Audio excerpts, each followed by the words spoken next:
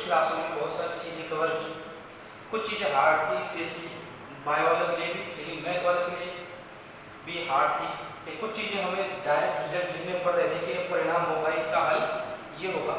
उसकी वजह यही थी कि हम केमिस्ट्री में इतना डिटेल में नहीं पढ़ सकते, हमें स्टडी करना होता है कि उसका केमिकल एस्पेक्ट क्या है, हम किस तरीके से उन चीज़ों को, मैथ वाली चीज़ को, फिजिक्स वाली चीज़ों को अपने केमिस्ट्री में, अपने जो सब्जेक्ट है केमिस्ट्री, उसमें कैसे अप्लाई कर सकते हैं। हमारा जो मेन इंटेंशन था, कई बार मैं रिजल्ट लिख रहा था डायरेक्ट कि इसका रिजल्ट ये होता है, कहाँ से आया कर सकते हैं, रीजन दे सकते हैं, लेकिन हमें भी सिलेबस के अकॉर्डिंग चलना होता है कि ये सिलेबस में है, ये डिस्कस करेंगे, इसका सॉल्यूशन यदि सिलेबस में है। तो यदि इनके रिजल्ट की बात करें तो डायरेक्ट लिखा हुआ है विदाउट डेरिवेशन, आपको रिजल्ट लिखना है, लेकिन थोड़ा आइडिया हमें मिल जाए इस तरीके से हमने स्टडी की थी। किसकी? सेपरेशन ऑफ वेरिएबल्स की, चरों का पृथक्करण। उससे पहले ये किस में चल रहा था? हाइड्रोजन एटम के लिए श्रोडिंगर समीकरण में चल रहा था। तो आज कुछ चीज़ें हैं जो तुम्हारे बेसिक्स से होंगी, वो है क्वांटम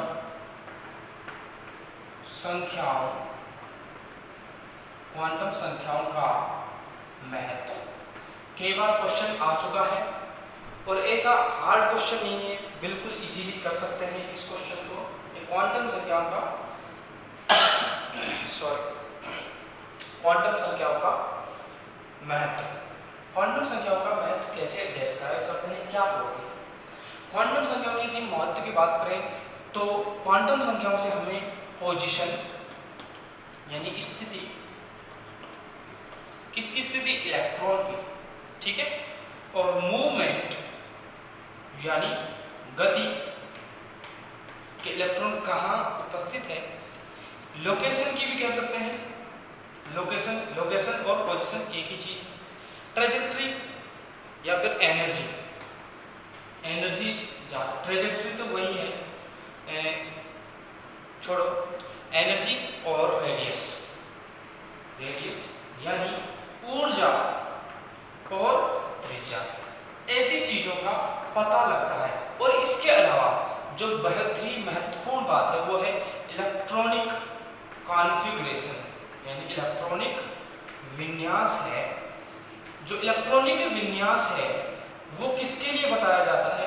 वो लास्ट इलेक्ट्रॉन के लिए बताया जाता है कि जो कोई भी एटम है उसमें लास्ट इलेक्ट्रॉन है, उसका इलेक्ट्रॉनिक कॉन्फ़िगरेशन क्या है। According to Pauli's exclusion principle यानी पाउली का जो अपवर्जन सिद्धांत है, उसमें उसने कहा था पाउली ने कि जो क्वांटम नंबर्स हैं, क्वांटम संख्या है, किसी भी दो इलेक्ट्रॉन के लिए, मैं क्या कह रहा हूँ ध्यान से सुनना, कि किन्हीं भी दो इलेक्ट्रॉन के लिए चारों क्वांटम संख्याएं सेम नहीं हो सकती।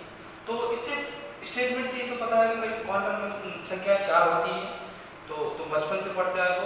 उसने पाउली ने क्या कहा कि जो क्वांटम संख्याएं हैं चारों किसी दो इलेक्ट्रॉन के लिए सेम नहीं हो सकती, किसी भी दो इलेक्ट्रॉन के लिए, यानी कि किसी एक एटम में मान लो कार्बन है, इसमें दो इलेक्ट्रॉन है, उन दो इलेक्ट्रॉन, कोई भी दो इलेक्ट्रॉन, उनके लिए चारों क्वांटम संख्याएं समान नहीं हो सकती। तो हमारे सिलेबस में क्या, हमारे चार प्रकार की क्वांटम संख्याएं हैं, हम स्टडी करेंगे तीन के बारे में, ठीक है। इरेज कर रहा हूँ, मैं लिखवा दूंगा, टेंशन मत लेना, सारी चीजें लिखवाऊंगा, है ना। क्या क्या चीज का पता लगता है? त्रिज्या, ऊर्जा, लोकेशन और इवन जैसे कक्षकों की आकृति, सेल के आकृति, ऊर्जाओं के बारे में पता रहता है। पहली जो क्वांटम संख्या है वो है मुख्य क्वांटम संख्या। मैं चाहता हूं कि आप इंग्लिश में भी इन्हें याद रखें। क्या है? प्रिंसिपल क्वांटम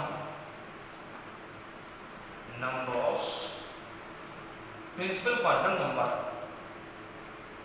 इंग्लिश में मैं चाहता हूं याद रखें कि प्रिंसिपल क्वांटम नंबर क्या है। प्रिंसिपल क्वांटम नंबर को स्मॉल n से प्रदर्शित किया जाता है। इससे किसी सेल की, मैंने क्या कहा, सेल यानी कोश के बारे में पता लगता है। कोश में अब ऊर्जा भी होती है, कोश की ऊर्जा और कोश की त्रिज्या के बारे में पता लगता है। कोश की ऊर्जा और त्रिज्या के बारे में पता लगता है। जो n की वैल्यूज हैं वो हो सकती हैं पूर्णांक कोई संख्या हो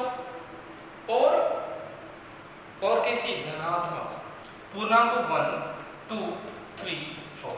इससे पता लगा कि जो क्वांटम नंबर है, मुख्य क्वांटम संख्या, उसका मान 0 नहीं हो सकता और can not be less than 0। मैंने क्या कहा, ना तो 0 हो सकता है या ना ही 0 से कम हो सकता है, या मैं कहूँ नेगेटिव हो सकता है। कि जो क्वांटम संख्या है, तो मुख्य क्वांटम संख्या है, उसका जो मान है 0 नहीं हो सकता और 0 से कम यानी नेगेटिव ऋणात्मक नहीं हो सकता। मैं क्या कह रहा हूँ, नेगेटिव ऋणात्मक नहीं हो सकता मुख्य क्वांटम संख्या का मान। इससे त्रिज्या, ऊर्जा आदि चीजों के बारे में पता लगता है। दूसरी है जिसे हम कहते हैं द्विगंशी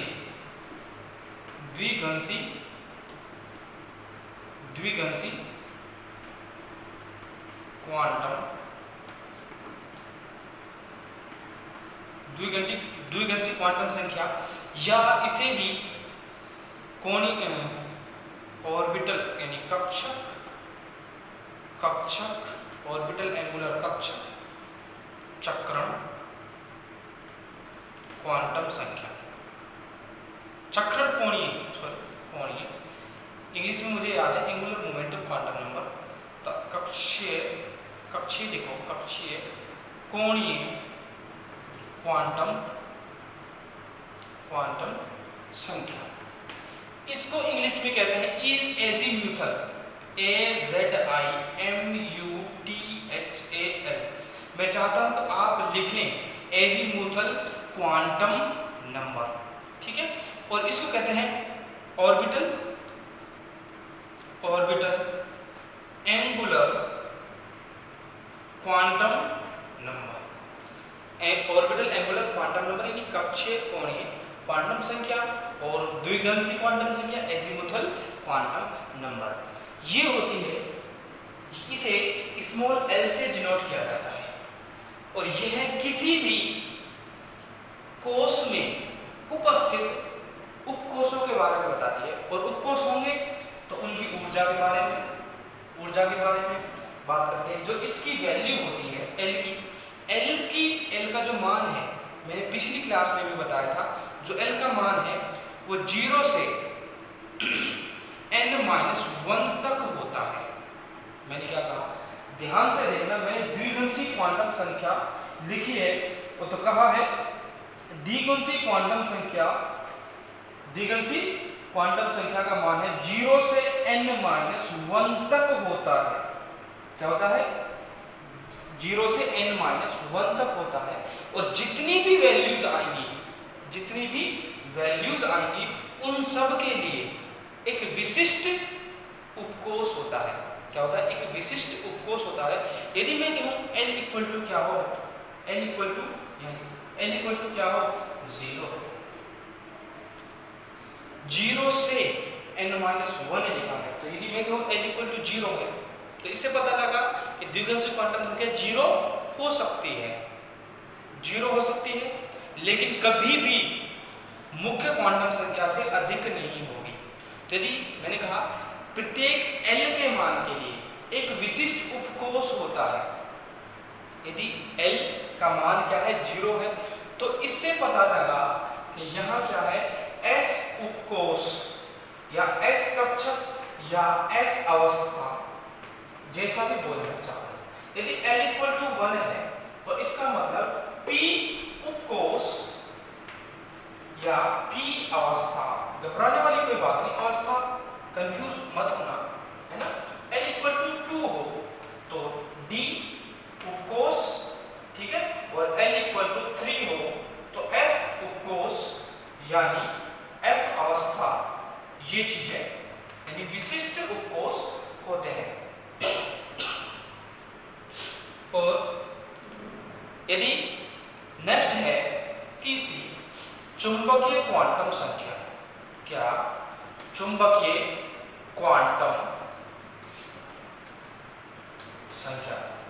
लिखवाऊंगा, थोड़ा सा सुने, पेशेंस रखें, सब कुछ लिखवाऊंगा, है ना। चुंबकीय क्वांटम संख्या, इसे कहते हैं मैग्नेटिक क्वांटम नंबर, ठीक है, मैग्नेटिक क्वांटम नंबर। यदि मैग्नेटिक क्वांटम नंबर की बात करें तो यह बताती है कक्षकों की संख्या और उनका विन्यास। कक्षकों की संख्या कैसे? यदि कक्षकों की संख्या की बात करें तो कक्षकों की इसे ml से डिनोट किया जाता है, और कक्षकों की संख्या क्या जैसे निकालें तो कक्षों की संख्या निकालने का फॉर्मूला था 2l+1 कक्षकों की संख्या और विन्यास। अभी विन्यास के बारे में बात करूंगा। ml को जब मान होता है, इसे ml से, मैंने अभी जब लास्ट क्लास में आप समीकरणों का हल देख रहे थे, जैसे 5 समीकरण है ना, सबसे पहले 5 देखा था, वहां आया था एक, देखो क्या था, Z5 C exponential plus minus iota m5, ये ml ही है जिसे हमने कहा था ये चुंबकीय क्वांटम संख्या है, वही है ये m, ठीक है। उससे पहले हमने 1/z del square z upon del phi square minus m² था, ये वही स्थिरांक है जिसे हम क्या कहते हैं, चुंबकीय क्वांटम संख्या कहते हैं। और जिसको क्या लिखा था हमने, जो क्या होता है ml, क्या होता है ml होता है -l से +l तक, क्या होता है, अब मैं कनेक्ट कर रहा हूं चीजों को, देखो n का मान क्या है, हो सकता है 1 2 3 4 100, है ना, और कोस को बताते हैं, ऊर्जा को बताते हैं। l का मान है 0 से n-1 तक होता है, 0 से कभी भी मुख्य क्वांटम संख्या के बराबर नहीं होगा, क्या, कौन सी, द्विघाती क्वांटम संख्या।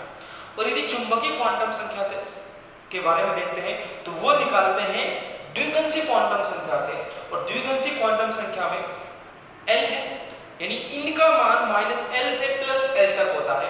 यदि एग्जांपल से देखो, यदि इधर लिख रहा हूं, देखो यदि l का मान लो 2 है, ठीक है, इससे पता चला ये क्या है, d कक्षक है, l का मान 2 है, तो मैंने कहा था ml का मान क्या होगा, -l से +l तक होगा, -l यानी -2 -1 से -l से +l, तो इंक्लूडिंग 0 +1 +2 ये मान होंगे। तो ml को ऐसे भी लिखा जा सकता है, ml इक्वल टू, है ना, ये क्या हो सकते हैं, -l -, 0 एंड +l तक, ठीक है। ये क्या होते हैं, चुंबकीय क्वांटम संख्या। तो चौथी क्वांटम संख्या है चक्रण क्वांटम संख्या, स्पिन क्वांटम नंबर। इसके बारे में कुछ नहीं है, ये किसी भी क्वांटम नंबर से अलग होती है, डिपेंड नहीं करती, इन पर डिपेंड नहीं करती है। और एक को कहते हैं, ये बताती है जो इलेक्ट्रॉन घूम रहा है उसके घूमने की दिशा क्या है, या तो घड़ी की दिशा में होगी या घड़ी के विपरीत दिशा में। सिर्फ 30 बार, कुछ नहीं लिखवाऊंगा, 3 ही क्वांटम नंबर के बारे में बात करेंगे।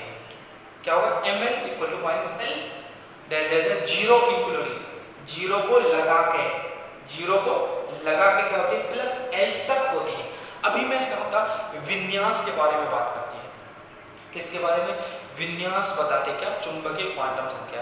जब मैंने कहा, यदि सपोज देख, थोड़ा सा इजी एग्जांपल लूंगा, है ना, यहाँ भी इसी एग्जांपल से l इक्वल टू 2 के लिए भी डिस्क्राइब कर सकता हूँ, लेकिन थोड़ा सा इजी एग्जांपल लूंगा, है ना, थोड़ा सा इजी, ठीक है।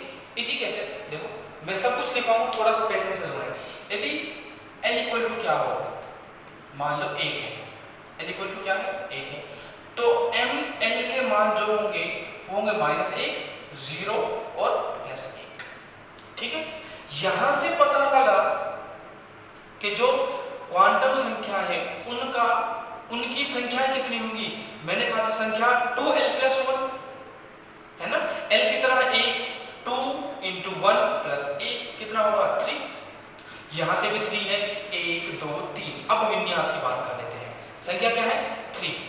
अब विन्यास क्या है, अब हमें l इक्वल टू 1 से पता चला कि p कक्षक है, और हम जानते हैं बचपन से पढ़ते आ रहे हैं p में कितने कक्षक होते हैं, 3, ये तो नहीं करा, 2l+1 यहाँ -1 0 +1 ऐसा ही लिख सकते हैं।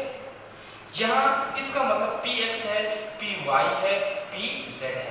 अब इसका मतलब ये मत समझ जाना कि +1 है तो मतलब pz है, -1 है तो px है, 0 है तो py है, ऐसा नहीं है। आप pz यहाँ भी लिख सकते हैं, इनको कैसे भी लिख सकते हो जैसा आपकी मर्जी पड़े। मैं pz यहाँ लिख देता हूँ, px यहाँ लिख देता हूँ, py यहाँ लिख देता हूँ, उससे कोई फर्क नहीं पड़ेगा। बात है विन्यास की, ओरिएंटेशन की। मैंने कहा था ओरिएंटेशन यानी विन्यास को बताते हैं। विन्यास से मतलब क्या है? यदि py कह रहा हूँगा तो मान लो यहाँ x अक्ष है, यहाँ y है, तो py ऐसा होगा। py कक्षक यानी विन्यास कैसा होगा? ऐसा होगा। यदि px की बात कर रहा हूँगा तो हमने x इधर माना था, तो x px इस तरीके का ऐसा होगा। यदि pz की बात करूँगा तो pz कैसा होगा? तो यहाँ होगा z, तो यहाँ आपको ऐसे लाइन दिखानी पड़ेगी और z लिखना पड़ेगा कि z यहाँ है, यहाँ है। आपको पता है, आपको निर्देशांक बचपन से पढ़ते हैं, कोऑर्डिनेट्स कार्तिक निर्देशांक आप बचपन से पढ़ते हैं, आप देखेंगे z कहाँ है, इन तीनों एक्सिस कहाँ है, एक दूसरे के परपेंडिकुलर है ना। ठीक है, बात क्लियर। तो लिखो क्वांटम संख्याओं का महत्व। सब कुछ लिखवाऊंगा 1 बाय 1, टेंशन मत लेना, क्या कुछ नहीं छूटेगा, है ना, सब कुछ लिखवाऊंगा। तो लिखना क्वांटम संख्याओं का महत्व। इसमें लिखना क्वांटम संख्याएं बहुत ही महत्वपूर्ण है। क्वांटम संख्याएं बहुत ही महत्वपूर्ण है क्योंकि इनका उपयोग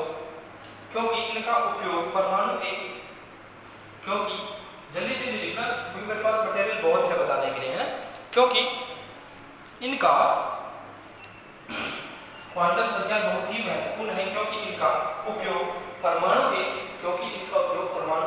इलेक्ट्रॉनिक विन्यास व इलेक्ट्रॉन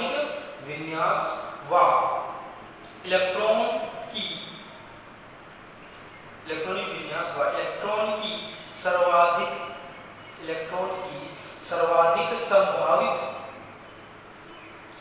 संभावित स्थिति के बारे में, इलेक्ट्रॉन की सर्वाधिक संभावित स्थिति के बारे में जानकारी प्राप्त होती है। स्थिति के बारे में जानकारी प्राप्त होती है या पता लगती है, ठीक है, जानकारी प्राप्त होती है। इसके अलावा इनका उपयोग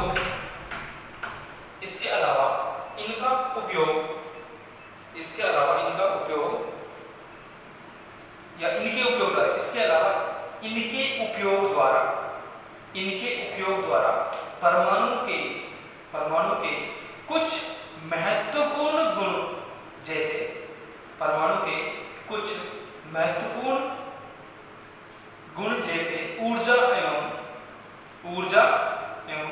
परमाणु त्रिज्याओं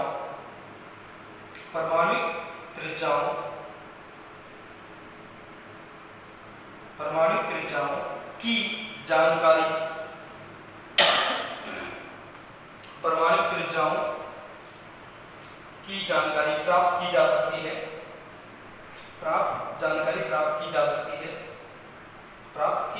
है। नेक्स्ट लाइन में क्वांटम संख्याएं 4 प्रकार की होती हैं।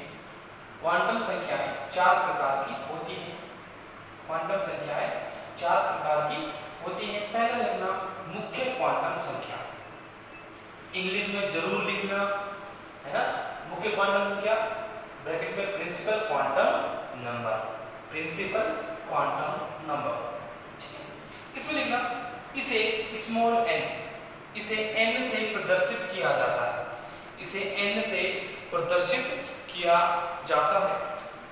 जिसका मान कोई भी धनात्मक पूर्णांक हो सकता है या होती है, जिसका मान कोई भी धनात्मक पूर्णांक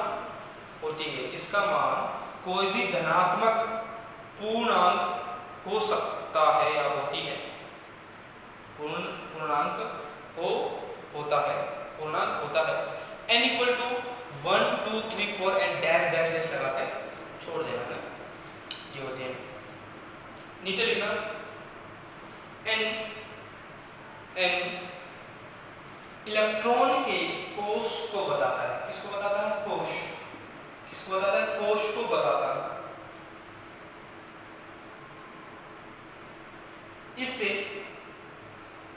नेक्स्ट लाइन, इससे इलेक्ट्रॉन की नाभिक से संभावित दूरी, इससे इलेक्ट्रॉन की नाभिक से संभावित दूरी और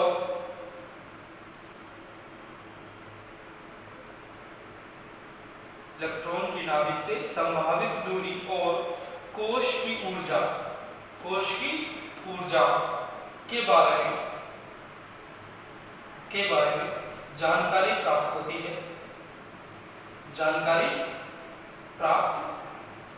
है। n का मान, नेक्स्ट लाइन में n का मान 0 या ऋणात्मक नहीं हो सकता। n का मान यानी मुख्य क्वांटम संख्या। जब n बोल रहा हूं तो इसका मतलब ये समझा जाए कि मुख्य क्वांटम संख्या की बात हो रही है ना। मुख्य क्वांटम संख्या का मान 0 या ऋणात्मक नहीं हो सकता। 0 या ऋणात्मक नहीं हो सकता। तो आप ये चीज लिखोगे n does not equal to 0 और n is always greater than 0, ऐसा लिखो। n does not equal 0 and n is always greater than 0, ये दो लिखो, ऐसे लिख लो ना, n greater than 0 व n does not equal to 0। ठीक है, ये बातें लिखोगे। मैं जो कुछ लिखवा रहा हूँ सब कुछ बता रहा हूँ कि ये लिखना है क्या नहीं लिखना है। तो इस तरीके से लिखना n greater than 0 व n does not equal to 0। ठीक है, नेक्स्ट लाइन लिखना प्रथम कोष की ऊर्जा को, प्रथम कोष जहां n इक्वल टू क्या हो 1 हो, प्रथम कोष की ऊर्जा को न्यूनतम ऊर्जा अवस्था कहा जाता है। प्रथम कोष की ऊर्जा को न्यूनतम ऊर्जा अवस्था कहा जाता है। न्यूनतम ऊर्जा अवस्था कहा जाता है। जल्दी जल्दी लिखो भाई, ऊर्जा अवस्था कहा जाता है। दूसरा लिखना द्विगंशी क्वांटम संख्या। द्विगंशी क्वांटम संख्या बोर्ड पे लिखा हुआ है, मैं आपको दिखा देता हूं कहां लिख रहा है। ये लिख रहा द्विगंशी क्वांटम संख्या, एजीमुथल क्वांटम नंबर, और इसे कक्षीय कोणीय क्वांटम संख्या भी कहा जाता है। जिसे कहते हैं orbital angular quantum number, orbital angular quantum number. ठीक है, इसमें लिखना इसे स्मॉल एल से प्रदर्शित किया जाता है। इसे स्मॉल एल से प्रदर्शित किया जाता है, जिससे कक्षक की आकृति व ऊर्जा का पता लगता है। जिससे कक्षक की आकृति व कक्षक, यहाँ जैसे कक्षक उपकोष एक बात है, थोड़ा सा डिफरेंस है उपकोष और कक्षक में। ठीक है, तो इससे कक्षक की आकृति व ऊर्जा का पता लगता है। इससे कक्षक की आकृति व ऊर्जा का पता लगता है। L का मान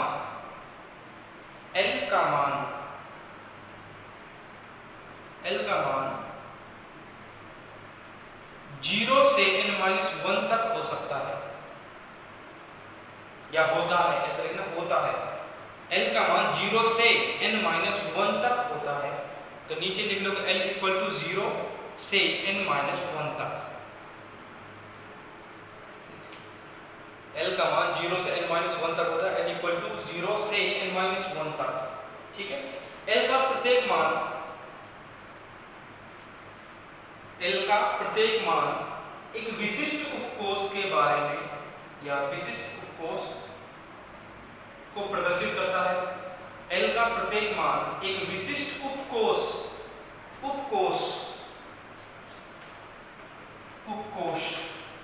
प्रदर्शित करता है। L का प्रत्येक मान एक विशिष्ट उपकोष को प्रदर्शित करता है। अब वो लिख लेना L इक्वल टू 0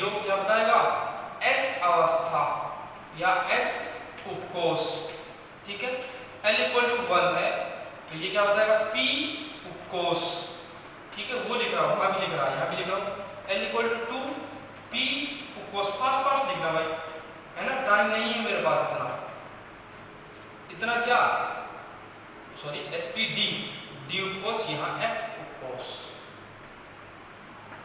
तो ये मुझे ना सर F से आगे बोल सकते हैं क्या, बिल्कुल पॉसिबल है ना, लेकिन अभी तक इतना ही ज्ञात है। यदि जो भारी तत्व है वो ज्ञात नहीं है, ज़्यादा भारी ज्ञात नहीं, 109, 10, 12, 15, 16 तक ज्ञात है जिन्हें बनाया गया है। इससे ज़्यादा सिंथेटाइजेशन करना पॉसिबल नहीं है, क्योंकि आगे आगे जैसे बढ़ते जाते तत्व तो भारी होते जाते हैं, उनका स्थायित्व नहीं रहता, जिन्हें बनाना भी मुश्किल हो जाता है, इसलिए पॉसिबल नहीं है। F उपकोष के बाद कोई और हो सकता है, सब कुछ पॉसिबल है ना। लिखना द्विघर्षी क्वांटम संख्या का मान, द्विघर्षी क्वांटम संख्या का मान शून्य हो सकता है, लेकिन कभी भी मुख्य क्वांटम संख्या से अधिक या बराबर नहीं हो सकता। लिखना द्विघर्षी क्वांटम संख्या का मान शून्य हो सकता है, द्विघर्षी क्वांटम संख्या का मान शून्य हो सकता है, लेकिन कभी भी L इक्वल टू 0 या ग्रेटर देन 0 हो सकता है, शून्य हो सकता है, लेकिन कभी भी मुख्य क्वांटम संख्या से अधिक या बराबर नहीं हो सकता। तो always L is less than क्या N, L इज, ये हो सकता है, ये हो सकता है, यानी L N से हमेशा छोटा होगा। द्विघर्षी क्वांटम संख्या का मान शून्य हो सकता है, लेकिन कभी भी मुख्य क्वांटम संख्या से अधिक या बराबर नहीं हो सकता। चुंबकीय क्वांटम संख्या, चुंबकीय क्वांटम, थोड़ा फास्ट लिखो यार, चुंबकीय क्वांटम संख्या, चुंबकीय क्वांटम संख्या, इसे ml से प्रदर्शित किया जाता है, इसे ml से प्रदर्शित किया जाता है, जिससे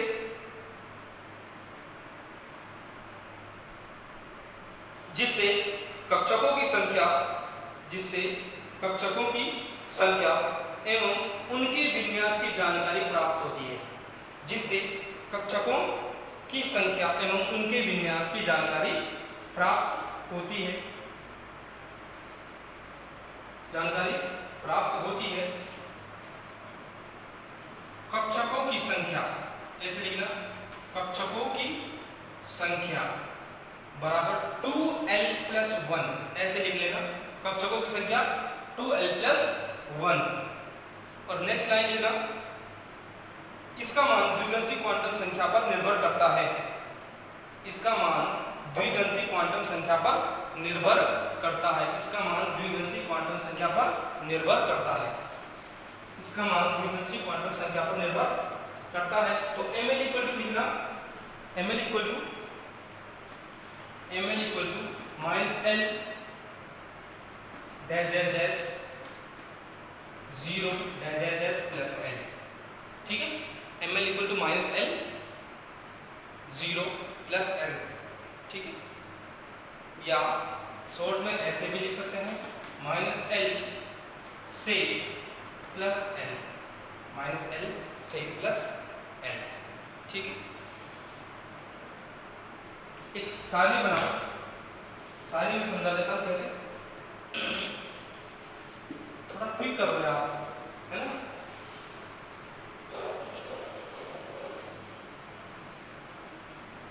जहां आपको लगता है कि मैं फास्ट बोल रहा हूँ, तो यार थोड़ा वीडियो को पॉज कर लेता हूँ, है ना, यही कर सकता हूँ यार, मेरे पास मटेरियल बहुत कुछ बताने के लिए, है ना।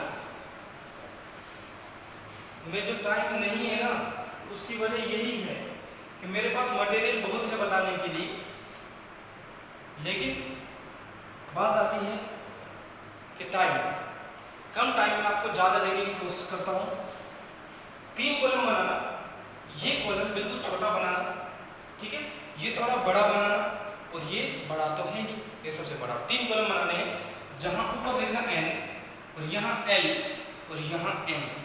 ये पता है, ये मुख्य क्वांटम संख्या, ये द्विघर्षी क्वांटम संख्या, ये चुंबकीय क्वांटम संख्या। यदि n का मान 1 हो तो L का मान क्या हो सकता है, 0 हो सकता है। 0 का मतलब S अवस्था, S अवस्था, यानी जो मान होगा वो क्या हो सकता है, 1s हो सकता है। ठीक है, 1s मतलब एक S कक्षक। कितना, एक S कक्षक। कितने होते हैं, हाँ m के मान भी तो लिखेंगे, m के मान कितने हो सकते हैं, 0 हो सकते हैं, मतलब एक S कक्षक, एक S कक्षक। ठीक है, यदि n का मान 2 हो, n का मान 2 हो तो l के मान क्या क्या हो सकते हैं, 0 हो सकता है और एक 1 हो सकता है। यदि अब l इक्वल टू 0 है, मैंने लिखा चुका हूं, s इक्वल टू 0 मतलब S अवस्था, क्या है, S अवस्था मतलब 2s। n क्या, ये 2 क्या बता रहा, n इक्वल टू 2, ये रहा n इक्वल टू 2, इसलिए 2s लिखा, यहाँ 1 है 1s लिखा। ठीक है, और इसके लिए इसमें लिखूंगा p अवस्था, यानी 2p। अब 2s के लिए यानी s जब लिखा l इक्वल टू 0 तो m क्या होगा, 0 होगा। तो यहाँ l इक्वल टू क्या है, 1 है, तो l इक्वल टू 1 के लिए m के मान कितने हो सकते हैं, क्या हो सकते हैं, -1, 0 एंड +1, यानी टोटल लिखूंगा 1s व 3p कक्षक। क्या लिखूंगा, 3p कक्षक, है ना।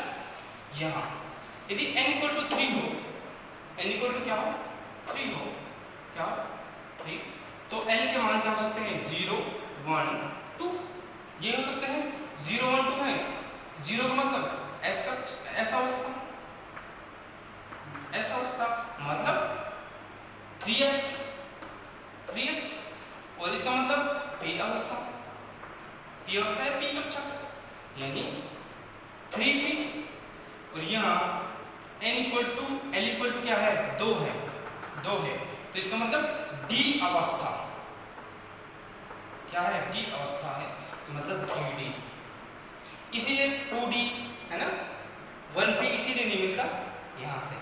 ठीक है, तो यहाँ 0 है m की मान, यहाँ -1, 0, 0 + 1, और यहाँ 3d के लिए देखो n का मान क्या है, 2, l का मान क्या है, 2 है ना, l का मान 2 है अधिकतम, तो l का मान 2 है तो m के मान क्या होंगे, -2, -1, 0 +1 +2, यही तो होंगे। ठीक है, अब कक्षकों की संख्या, एक S कक्षक, 3p कक्षक तथा 5, देखो 5 ही तो है, देखो 1, 2, 3, 4, 5, या तो 2l + 1 मेथड से निकाल सकते हैं, 2l + 1 मेथड से भी निकाल सकते हैं। 5 क्या है, d कक्षक है, क्या है, 5 d कक्षक है। ठीक है, अब n इक्वल टू 4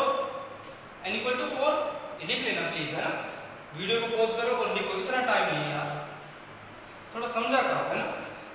तुम्हारे लिए भी आधे घंटे से ज़्यादा की वीडियो देखना मुश्किल हो जाता है, तो ये वीडियो आधे घंटे से ज़्यादा हो रही है। n इक्वल टू 4, तो 0 हो सकता है, 1 हो सकता है, 2 हो सकता है, 3 हो सकता है, तो 0 बता रहा S अवस्था, ठीक है, 1 बता रहा है P अवस्था, ठीक है, 2 l इक्वल टू 2 बता रहा है क्या, D अवस्था, और 3 के लिए क्या है, F अवस्था। यहाँ लिखूंगा, देखो 4s है ना, 4s, 4p, 4d, 4f है ना, यहाँ लिखूंगा, इनके लिए m की मान क्या है, 0, -1, 0 +1, -2, -1, 0 +1 +2, और यहाँ -3, -2, -1, 0 +1 +2 एंड +3। यहाँ टोटल वैल्यूज लिखूं, देखो यहाँ कितने कक्षक हैं, 1, 3, 4, 5, कितने हो गए, 5 और 4, 9। यहाँ से टोटल लिख सकता था, लेकिन अलग अलग लिखूंगा, 1 S कक्षक, 3 पी कक्षक, ठीक है, 5 डी कक्षक, ठीक है, और 7 एफ कक्षक, ठीक है। इस तरीके से लिखोगे, है ना। और नेक्स्ट क्लास में, वीडियो लंबी हो गई है काफ़ी, तो नेक्स्ट क्लास में हम एक नई यूनिट के साथ आपके सामने नई यूनिट स्टार्ट करेंगे। तो वो होगी एमओटी, मॉलिक्यूलर ऑर्बिटल थ्योरी, यानी आणविक कक्षक सिद्धांत। मिलते हैं नेक्स्ट क्लास में।